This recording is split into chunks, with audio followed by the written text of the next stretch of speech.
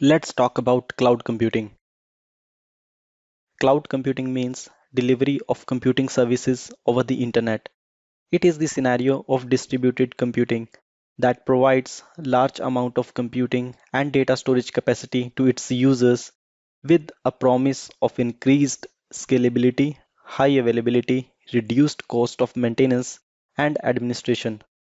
Cloud computing is an on-demand service in which shared resources, information, software, and other devices are provided according to the client's requirement at specific time over the internet.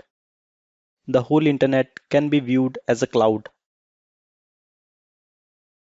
As you can see in the diagram, all the computing services like hardware, software, and the maintenance of these services are provided in the cloud, and our end user is on the below part.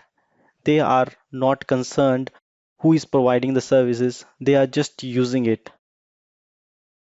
Let's see some other points about cloud computing. It was popularized by Amazon. It is simply plug and play mechanism of computing. You just need to purchase services from online vendor and you are ready to go.